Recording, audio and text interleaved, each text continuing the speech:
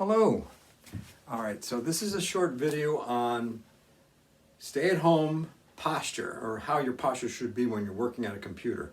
So I'm going to make it as simple as I can. So I have this little stool here, but the stool is, I don't want you to sit on a stool, but this is just to show the height of the chair that it should be for your legs to be properly positioned. So, and this can also be used for standing.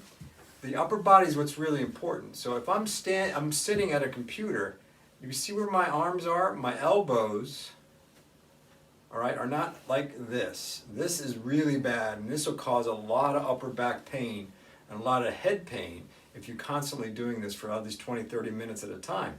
So what you want to do is your shoulders should be relaxed, elbows should be bent 90 degrees, and that's where that under the desk tray is, where the keyboard is, or the mouse. And all you're going to do is, you see how I'm moving my arms side to side like that? That's what you shouldn't be going up like this or like that. That's very damaging to the upper back.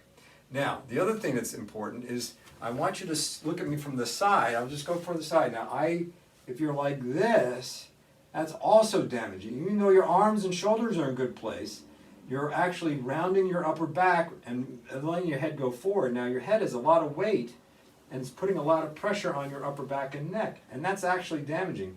What you need to do is be more like this. Now, the other thing is that your knees should be at 90 degrees, right, bent. They shouldn't be out like this. You shouldn't have your legs crossed. You shouldn't be sitting back like this, and you need to be up. So sometimes a stability ball is really good because it forces you to sit upright. However, even if you're standing, it's the same thing, right? You shouldn't be forward, you should be up like this. Now, what's really difficult about doing this is that, can you actually hold this for 8 hours a day? You can't. It's not possible. So what we want to do is, after about 20 minutes, your back starts to fade, right? And you start to slouch a little bit.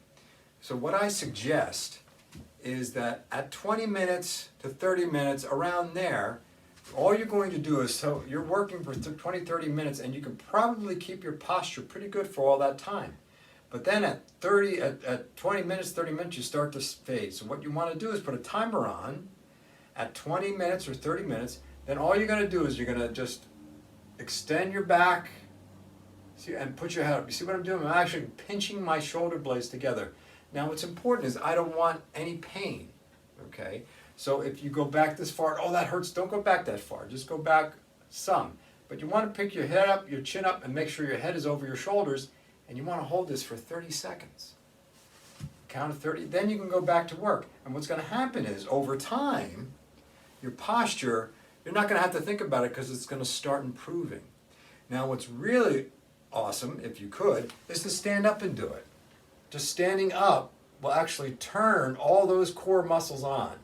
Now here's what's very interesting about the core, and this is why we have so much back problems, upper back problems, headaches and stuff, is that the core is actually a subconscious thing. In other words, you don't run your core. You can't tell your core to do something, right? Like I'm telling my arm to do this, but I can't tell my core to do that. So that is run by a subconscious part of your brain, which is the brainstem. Now, a lot of you know I talk about the brainstem all the time in a particular part called the PMRF. The PMRF runs your core. So if you have good posture, your PMRF is working really well. And when you do this, you're actually exciting your brain, and actually will help you work better. So the benefit of doing this is to, one, prevent your upper back from being in pain, even your lower back, and two, making your brain, your subconscious brain, do the work that it's supposed to do. So three, your brain up here doesn't have to do any work, and it can concentrate on the work you're doing. There you go. Now, here's something interesting, and I'm working on this. I've been told just recently that there's something called telehealth. So it's possible that I can actually help individuals, if you want me to, through Skype or FaceTime or whatever, help you with your posture or your workstation, whatever. We can do it individually, And by doing that, I can actually bill the insurance company, and all it is the copay. So there you go. That's all I have for you today. Hopefully that that works for you. If you have any questions, please ask. And there's going to be information in the body of the email with this video, and hopefully it helps you. Thank you. Have a great one.